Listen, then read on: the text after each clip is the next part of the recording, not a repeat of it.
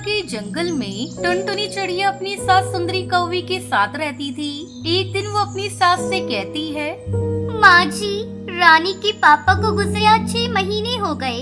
जैसे तैसे मैंने इतने दिनों तक घर का खर्चा चलाया, अब घर चलाना बहुत मुश्किल हो रहा है। अरे करमजली, मेरे घर की ये दुर्दशा तेरे ही कारण हुई है।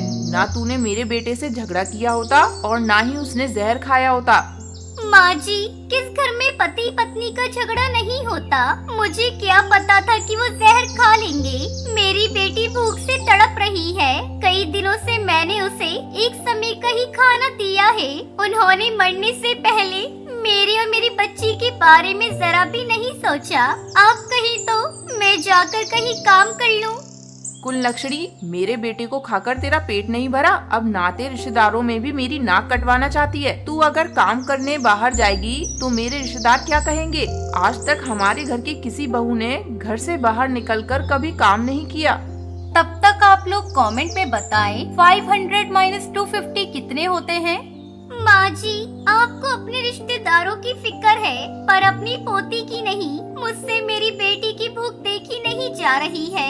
मैं कल से खेत में काम करने जाऊंगी। आप रानी बेटी का ध्यान रख लेना।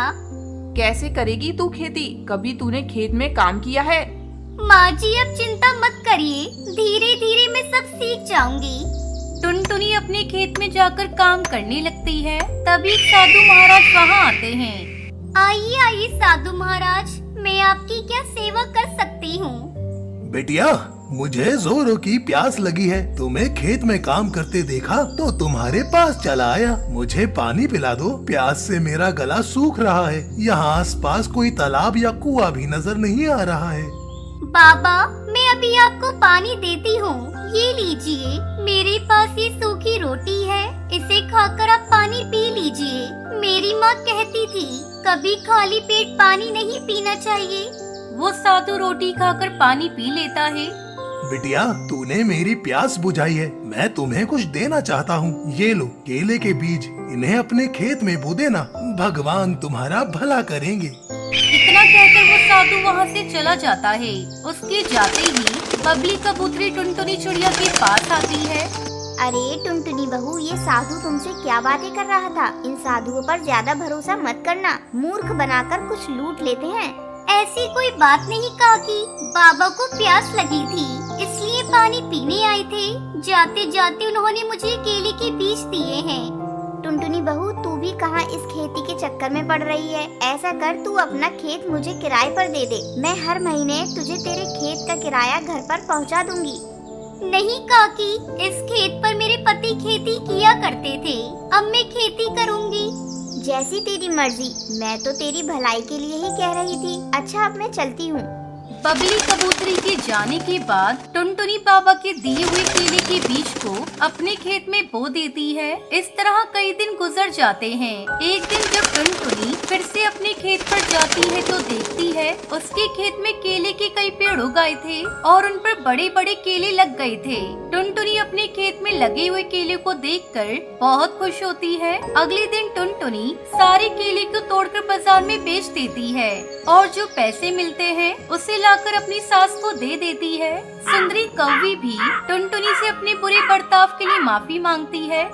बहू, मुझे माफ कर दे, मैंने तेरी काबिलियत पर शक किया। आज से ये पैसे भी तू अपने पास रख। तू ही अब घर की जिम्मेदारी संभाल।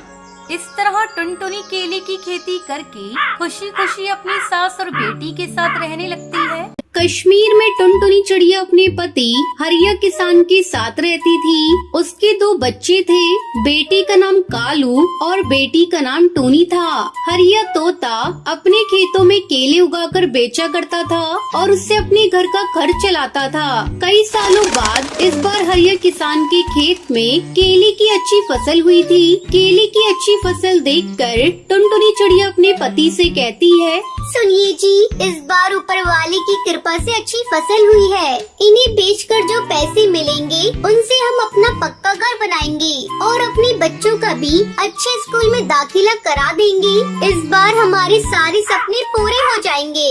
हाँ, शायद भगवान को हमारी गरीबी देखकर हम पर दया आ गई। इस बार हमारे सिवा किसी की भी केले की फसल अच्छी नहीं हुई। मैं कल ही सारी फसल को ले जाकर शहर में बेच दूंगा। अगले दिन हरिया तोता जब केले की फसल बेचने शहर जाने लगता है, तब टूनी उससे कहती है, पापा आप मेरे लिए शहर से क्या लाओगे?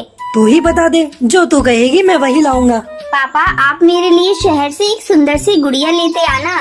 और मेरे लिए चाबी वाला बंदर लाना, ठीक है? ठीक है, अब तुम लोग अपने पापा को जाने दो, उन्हें देर हो रही है। हरिया तोता खुशी खुशी अपनी केले की फसल लेकर शहर की मंडी में बेचने के लिए चला जाता है। शहर की मंडी में कई पक्षी अपने अपने केले की फसल बेचने के लिए आए थे। हरिया ये देखकर हैरान हो जाता है कि शहर की मंडी में केले की कीमत बहुत कम मिल रही थी। अब मैं क्या करूं? इस मंडी में केले की कीमत तो बहुत कम है। इतने कम पैसों में हमारा लागत भी नहीं निकलेगा। खाद पानी और हमारी मजदूरी का भी पैसा नहीं मिल रहा। हरिया बिना अपने केले बेचे हुए वापस सारी केले की फसल लेकर घर आ जाता है। ये मैं क्या देख रही हूँ जी? आप तो शहर केले बेचने गए थे, लेकिन आपने केले को बेचा क्यों नहीं? हरिया तोता दुखी मन से सारी बात टुनटुनी चिड़िया को बताता है।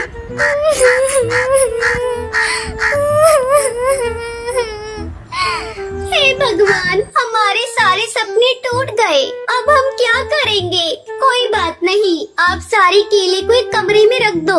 अब से हम लोग इन्हीं केले को खाकर अपना गुजारा करेंगे। इस तरह पूरा परिवार केले खाकर अपने दिन काटने लगी। एक दिन जब टुनटुनी चिड़िया अपनी बेटी को केले खाने को देती है, तो टूनी कहती है, क्या माँ तुम हर दिन हमें केले खाने को देती हो? मुझे आज इन केलों को नहीं खाना। मुझे तो तुम्हारे हाथ की बने हुए केले के चिप्स खाने हैं। हाँ माँ, मैं भी केला चिप्स ही खाऊंगा, वरना भूखा ही रहूंगा। अच्छा बाबा, आज मैं तुम लोगों के लिए केले के चिप्स ही बनाऊंगी। आप खुश? दोनों बच्चे खुश हो जाते हैं। टुनटुनी चिड़िया केले चिप्स बनाने के लिए जाती है। ये क्या? तेल का डब्बा तो बिल्कुल ही खाली है, इसमें तो तेल है ही नहीं। ऐसा करती हूँ, मैं बिना तेल के तवे पर सेक देती हूँ। फिर टुनटुनी केले को बारीक काट कर चिप्स बनाती है। आओ बच्चों, तुम्हारा मनपसंद केला चिप्स तैयार है। दोनों बच्चे केला चिप्स खाते हैं। माँ आज के केला चिप्स तो पहले से भी ज्यादा स्वादिष्ट है। टुनटुनी भी केला चिप्स खाती है। उसे विश्वास नहीं हो रहा था कि उसने केले की इतनी स्वादिष्ट चिप्स बनाए हैं। वाकई ये चिप्स तो बहुत ही स्वादिष्ट है। ऐसा करती हूँ, मैं कल से ही केले का चिप्स बेचने का काम शुरू कर देती हूँ। हो सकता है इसमें भगवान की कोई इच्छा हो और केले चिप्स बेचकर हम लोग अमीर हो जाएं। अगले दिन से टुनटुनी चिड़िया केला चिप्स बनाकर बेचने लगती है। टुनटुनी चिड़िया के ठेले पर कुछ पक्षी केले चिप्स खाने के लिए आते हैं। इससे उसकी अच्छी कमाई होने लगती है। देख लिया जी, ये केले की फसल हमारे बहुत काम आई। अब तो हर सीजन में आप खेत में केवल केले ही उगाइएगा। हमें मंडी में ले जाकर केले की फसल बेचने की अब कोई चिंता नहीं। ये लो कुछ पैसे और दोनों बच्चों को ले जाकर किसी अच्छे स्कूल में दाखिला करा दो। इस साल हरिया किसान अपने खेत में केला उगाता है और टुनटुनी चिड़िया केले से बनी हुई चिप्स बेचकर अपना जीवन खुशी खुशी गुजारने लगी। कश्मीर के जंगल में टुनटुनी चिड़िया अपने पति कालू कौवे के साथ रहती थी। बारिश का मौसम था, जोरों से बारिश हो रही थी। लगातार कई दिनों तक बारिश होती रहती है। सबके खेतों में पानी भर चुका था। एक दिन टुनटुनी चिड़िया अपने पति कालू कौवे से कहती है, सुनो जी, मैं सोच रही हूँ बारिश रुक जाए तो इस बार हम लोग अपने खेत में आइसक्रीम की फसल लगा देते हैं। कई सालों के बाद इतनी अच्छी बारिश हुई है। अगर फसल अच्छी हुई तो आधी फसल बेच देंगे और जो पैसे मिलेंगे उससे पक्का घर बना लेंगे। तुम ठीक कह रही हो। हम इस बार अपने खेत में आइसक्रीम की फसल उगाएंगे, लेकिन हम आइसक्रीम के जादुई बीज कहाँ से लाएंगे? तुम उसकी चिंता मत करो, मैं एक भले जादूगर को जानती हूँ। उसने पिछले ही साल मेरी सहेली टूनी चिड़िया को आइसक्रीम के जादुई बीज दिए थे और उसकी उपज बहुत अच्छी हुई थी। हम भी उन्हीं से बीज लेकर आएंगे और फिर बीज के बराबर जादूगर को आइसक्रीम वापस कर देंगे। दोनों पति पत्नी उस जादूगर की गुफा में जाते हैं। क्यों री टुनटुनी, आज इस जादूगर की याद कैसे आ गई? वैसे तो कभी मुझे याद नहीं करती। जरूर मुझसे कोई काम होगा, तभी तू मेरे पास आई है। अब बता, मुझसे क्या काम है? क्या बताऊं भले जादूगर, तुम देख ही रही हो इस बार बारिश अच्छी हुई है। हम सोच रहे हैं कि इस बार अपने खेत में आइसक्रीम की फसल उगाएं, लेकिन हमारे पास इसके लिए आइसक्रीम के बीज है ही नहीं। अगर आप मुझे बीज दे देंगे तो आपकी हम पर बहुत बड़ी कृपा होगी। तो ठीक है, लेकिन तू समय पर मेरे बीज के बराबर आइसक्रीम वापस कर देना। ठीक है जादूगर, आप चिंता ना करें। जादूगर टुनटुनी चिड़िया को आइसक्रीम के बीज दे देता है। कालू कौआ और टुनटुनी चिड़िया बीज लेकर वापस घर लौट आते हैं। फिर अगले दिन टुनटुनी चिड़िया अपनी बेटी पिंकी के साथ खेत में बीज को बिखेर देती है। इस तरह कई दिन गुजर जाते हैं। एक दिन टुनटुनी चिड़िया कालू कौए को खेत में भेजती है। कई दिन हो गए खेत में बीज डाले, जाओ एक बार जाकर देख लो कहीं बीज सूख तो नहीं गए। अगर बीज सूख रहे होंगे तो सिंचाई कर देना। कालू कौआ अपने खेत पर जाता है। वो देखता है सचमुच में सारे बीज सूख रहे थे। अरे ये क्या, ये बीज तो सूख रहे हैं। इससे तो सारी फसल ही खराब हो जाएगी। मुझे कैसे भी करके अपनी फसल की सिंचाई करनी होगी। ऐसा सोचकर कालू कौआ मुखिया के पास जाता है। मुखिया जी, मेरी आइसक्रीम की फसल सूख रही है। अगर आप मुझे पंप दे देते तो मैं अपने खेतों की सिंचाई कर देता। मुखिया कालू कौए को पंप नहीं देता। अबे चल भाग यहाँ से, मैं तुझे अपना पंप नहीं दे सकता। मुझे भी अपने खेत की सिंचाई करनी है।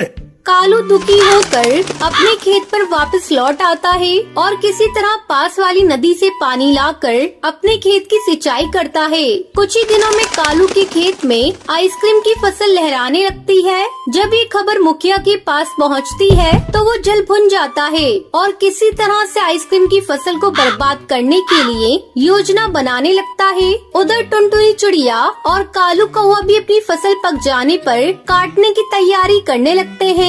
कालू जी, अब अपनी फसल पक चुकी है और इसमें से आइसक्रीम भी निकल आई है। अब इसे हम लोग बाजार में बेच देते हैं।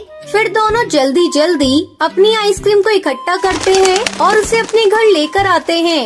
चलो जी, आखिरकार हमारी आइसक्रीम की फसल कट गई है। अब कल जाकर हम लोगों को जादू करके उनके बीज के बराबर का फसल वापस कर देना होगा। फिर आराम से आइसक्रीम को बाजार में ले जाकर बेच देंगे। अब तुम जाकर जल्दी से मुंह हाथ धो लो, मैं तुम्हारे लिए भोजन परोसती हूँ।